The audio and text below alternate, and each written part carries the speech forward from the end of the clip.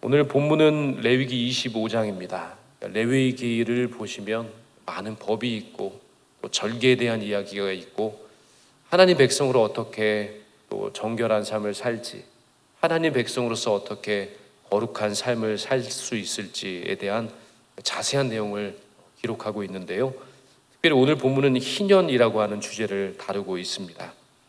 다 아시는 것처럼 희년은 50년마다 돌아오는 특별한 해입니다. 빚진 자가 자유를 얻고 종되었던 사람이 해방을 경험하고 또 팔렸던 땅이 원래 주인에게로 돌아가는 해, 그 해를 일컬어서 희년이라고 합니다. 그러나 희년은 단순히 경제 제도를 말씀하는 것이 아니고 하나님의 은혜가 어떻게 회복되는가, 그것을 자세히 말씀하는 그런 해입니다. 하나님의 정의가 실현되는 해이고 무엇보다 제일 중요한 부분은 장차 오실 예수 그리스도, 그 예수 그리스도를 통해서 어떻게 우리의 삶의 전반적인 부분이 회복될 수 있는지 그것을 보여주는 해, 그래서 주의 은혜의 해라고 말씀합니다. 오늘 본문을 통해서 우리는 하나님께서 주시는 세 가지 은혜를 조금 집약적으로 살펴보려고 합니다. 먼저 저희들은 모든 것이 다 하나님의 은혜임을 기억해야 합니다. 오늘 본문 23절의 말씀을 한번 같이 한 목소리로 읽어보도록 하겠습니다. 시작. 토지를 영구히 팔지 말 것은 토지는 다 내 것임이니라. 너희는 거류민이요 동거하는 자로서 나와 함께 있느니라. 아멘. 이 한 절의 말씀이 바로 희년에 대한 부분들을 가장 집약적으로 핵심적으로 말씀하시는 부분입니다. 핵심은 이겁니다. 토지는 우리 것이 아니라 다 하나님의 것이라는 것이 가장 핵심입니다.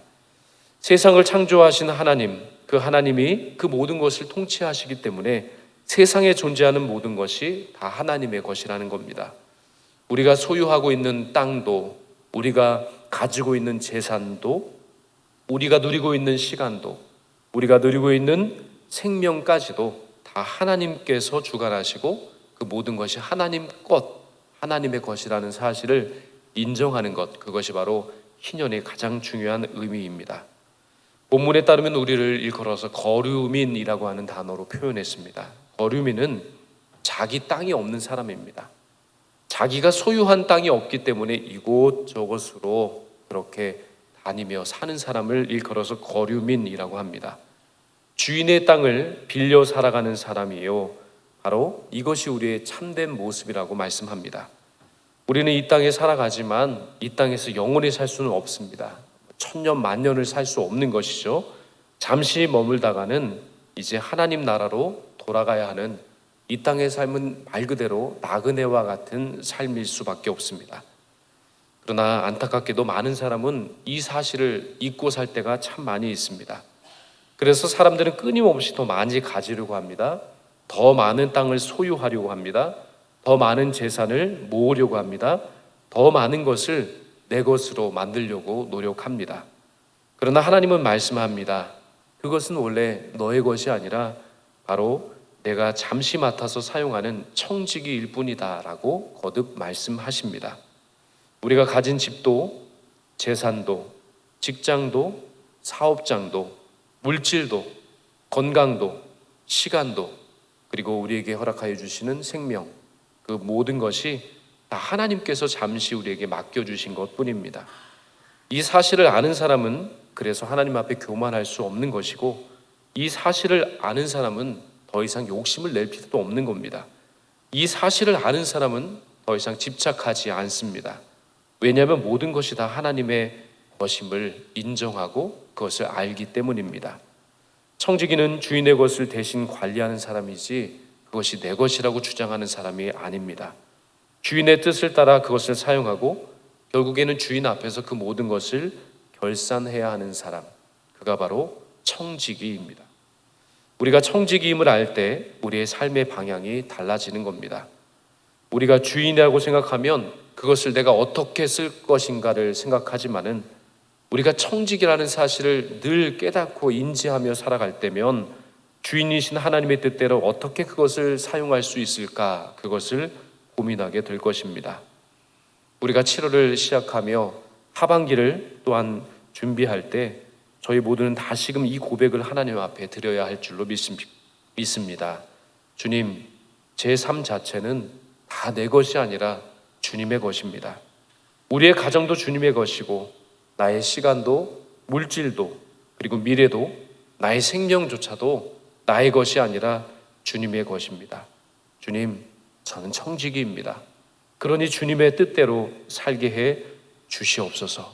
이 고백으로 우리가 7월을 그리고 하반기를 맞이하게 될 때 우리의 삶의 방향이, 우리의 삶의 태도가, 우리의 삶의 여유가 조금은 생겨나게 될 줄로 믿습니다. 그렇게 고백하며 이달을 시작하시고 하반기를 열어가시길 바랍니다. 내 것이 다 내 것이 아니라 나의 모든 것이 다 하나님의 것입니다. 이 고백으로 시작하시길 바랍니다. 또한 하나님은 탐욕이 아니라 회복을 말씀하십니다. 가나안 땅에 들어간 이스라엘 백성들은 땅을 그렇게 제비뽑아 분배를 받게 되었습니다. 그 땅 분배를 지시하고 그 땅 분배를 지도했던 지도자가 여호수아였습니다. 그런데요, 이 지도자였던 여호수아라고 할지라도 더 좋은 땅을 받은 것은 아니었습니다. 갈렙, 여호수아와 갈렙이 바로 이 가나안 땅에 들어갈 때 주도적인 역할을 했던 지도자였는데요, 이 갈렙은 오히려 가장 험준한 산지 지역을 달라고 했습니다. 이처럼 처음에 그 땅을 분배받을 당시에는 모두가 자기가 원하는 땅을 분배받기를 원했지만은 그 분배받는 그 모든 과정은 정말 공평하게 제비를 뽑아서 그 제비에 뽑혀진 대로 모든 땅을 분배받았습니다. 그러나 시간이 흐르자 인간의 욕심이 있지 않습니까? 그 욕심 때문에 땅을 어떤 사람은 잃게 되었고, 그 욕심 때문에 어떤 사람은 더 많은 땅을 소유하게도 되었습니다. 부익부, 빈익빈이 나도 모르는 사이에 생겨나게 된 겁니다. 처음에는 모두가 공평하게 시작했습니다. 하나님 뜻 안에서 제비 뽑아 많은 사람들이 골고루 그렇게 땅을 분배받았지만 그 사람들의 욕심이 지나치게 되니 나중에는 시간이 흐르면 흐를수록 불공평이 땅에 가득하게 된 것입니다. 그래서 하나님께서는 희년을 명령하신 것입니다. 오늘 본문 24절에 말씀합니다. 너희 기업의 온 땅에서 그 토지를 무르기를 허락할지니라 라고 하셨습니다. 하나님은 빼앗는 제도를 만든 것이 아니라 회복하시는 제도를 만들어 주신 겁니다. 희년이 되면 팔렸던 땅이 원래의 주인에게 돌아가는 겁니다. 하나님은 어느 누구도 영원히 가난 속에 갇혀 살기를 원하지 않으셨습니다. 탐욕 때문에 한 사람의 인생이 영원히 무너지는 것, 그것을 원치 않으셨기 때문입니다. 그래서 오늘 본문은 잃어버린 땅을 되찾는 세 가지의 길을 말씀하고 있습니다. 잃어버렸던 땅, 그 땅을 되찾는 방법, 첫 번째는 가장 가까운 친족이 대신 그 값을 치러주고 그 땅을 되찾을 수 있게 하였습니다. 이를 일컬어서 오늘 본문에 따르면 기업을 물을 자라고 했습니다. 그리고 이 제도를 일컬어서 고엘 제도로 갑니다. 나는 능력이 없지만, 나는 물질이 없지만, 나는 재산이 없지만 나와 가장 가까운 친족이 나를 대신해서 그것을 물어주고 값을 대신 치러 주었을 때 나의 그 땅, 그렇게 희망하고 다시 되찾기를 원했던 땅을, 그것을 다시 회복할 수 있게 해주신 제도가 고엘이라고 하는 제도입니다. 두 번째, 잃어버린 땅을 찾는 방법은 팔았던 그 사람이 다시 경제적인 형편이 좋아져서 그 남은 기간의 값을 지불하고 그 땅을 되찾는 겁니다. 말 그대로 그것을 감당할 수 있는 경제적인 힘을 얻게 돼서 다시 그 땅의 값을 지불하고 그 땅을 되찾아 오는 것입니다. 세 번째 방법은 정말 가까운 친족이 그것을 대신 갚아줄 수도 없고 내가 경제적인 능력이 없어서 그것을 도저히 되찾을 수 없으면 세 번째 방법은 아무 힘이 없기 때문에 기다리는 겁니다. 희년을 그냥 기다리는 겁니다. 그것이 땅을 회복하고 그 땅을 다시금 되찾을 수 있는 세 번째 방법이었습니다. 희년이 되면 아무 조건이 없이 반드시 기업이 회복될 수 있다라고 말씀하고 있기 때문입니다. 여기에서 세 번째 길이 우리에게 특별한 위로를 줍니다. 하나님은 이 사유 재산 자체를 부정하지 않으시고 모든 사람이 그 재산을 영원토록 지배하게 내버려 두지 않으셨습니다. 그 값을 치르고 그렇게 친족이 도울 수 있다면 그것을 회복할 수 있도록, 아니 그것도 안 된다면 기다려서 희년이 되면 그것을 도로 찾을 수 있는 제도를 하나님 만들어 주신 것입니다. 하나님께서 원하시는 것은 정의가 회복되고 자비가 영원토록 그 공동체 가운데 임할 수 있도록 길을 열어주시는 겁니다. 강한 사람이 약한 사람을 돌보고 부유한 사람이 어려운 사람을 외면하지 않는 그런 공동체를 함께 이루어가기를 원하셨습니다. 오늘 우리의 사회는 참 양극화된 시대를 살고 있습니다. 가진 사람이 더 많이 갖게 되는 세상, 없는 사람은 더욱더 어려울 수밖에 없는 현실을 경험하고 있습니다. 이런 시대 속에서 교회가 할 수 있는 일이 무엇이겠습니까? 바로 희년 공동체처럼 모두가 함께 살아갈 수 있는 하나님을 향한 그 사랑으로 다시금 그 모든 것을 회복할 수 있는 희년을 기대해야 합니다. 마더 테레사라고 하는 분은 이런 말을 했습니다. 하나님은 우리를 성공하도록 부르신 것이 아니라 사명에 충성하도록 부르셨다라고 했습니다. 우리가 하나님의 은혜를 먼저 받은 사람이라면 내 것을 움켜쥐는 삶이 아니라 내 것을 나누며 함께 살아갈 수 있는 희년의 은혜를 누리는 삶을 살아야 할 줄로 믿습니다. 치료를 시작하면서 우리는 스스로에게 물어보아야 합니다. 내 주변에 어려운 이웃은 없는가? 내 주변에 위로가 필요한 성도는 없는가? 도움이 필요한 가정은 없는가? 하나님의 은혜를 먼저 받은 우리는 그 은혜를 다른 사람에게 흘려보낼 수 있는 거룩한 통로, 복의 통로가 되어야 할 줄로 믿습니다. 그래서 희년의 정신은 단순한 경제적인 나눔이 아니라 하나님의 사랑을 내 주변 사람에게, 하나님의 사랑을 세상 속에 살아내는 것, 그것이 바로 희년입니다. 우리 교회가 이 희년의 정신을 실천하는 공동체가 되기를 주님의 이름으로 축원합니다. 끝으로 예수님께서 우리에게 참된 고엘이 되셨다는 사실을 아는 것은 참으로 놀라운 은혜입니다.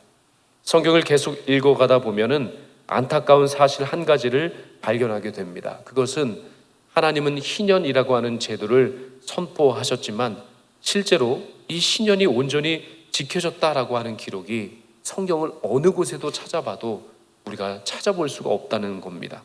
왜 그렇습니까? 인간이 욕심이 크기 때문입니다. 인간이 탐욕적이기 때문에 그렇습니다. 죄에 있는 자기 것을 내려놓기가 너무나 힘듭니다. 아무리 좋은 제도, 거룩한 제도, 모두가 함께 살아갈 수 있는 그런 생명의 제도를 하나님께서 만들어 주셨다 하더라도요, 그 제도가 아무리 좋아도 죄에 있는 그 제도에 따라서 살아가기가 힘든 겁니다. 결국 이 제도가 세상 속에 이루어지지 않으니까, 이 희년이라고 하는 역사가 세상 가운데 흘러가지 않으니까 결국에는 하나님께서 직접 일하실 수밖에 없었습니다. 희년을 사람이 지킬 수 없으니 하나님께서 직접 이 희년을 지키기 위해서, 이 희년을 이루시기 위해서 이 세상에 오신 겁니다. 하나님은 독생자 예수 그리스도를 이 땅에 보내셔서 그 희년을 직접 이루셨던 겁니다. 고엘, 그것은 친족이 대신 값을 치르는 겁니다. 스스로 그 빚을 갚을 수 없는 가난한 사람을 위해서 친족, 그가 직접 나서서 대신 값을 지불하고 잃었던 기업을 찾아준 그 제도가 고엘이라고 했습니다. 예수님은 바로 그 고엘이 되어 주신 겁니다. 우리를 대신해서 친족이 되어 주신 겁니다. 우리를 대신해서 십자가를 지시면서 자신의 생명값을 지불하심으로 우리를 죄와 사망에서 속량해 주셨는 줄로 믿습니다. 우리는 스스로 죄의 빚을 갚을 수 없습니다. 우리의 힘으로는 결코 자유로워질 수 없습니다. 우리의 힘으로는 주의 은혜의 해를 누릴 수 없기 때문에, 그 죄가 너무 깊고 죄의 권세는 너무나 강력했기 때문에 주님께서 직접 찾아오신 겁니다. 예수님께서 대신 값을 치러 주셨습니다.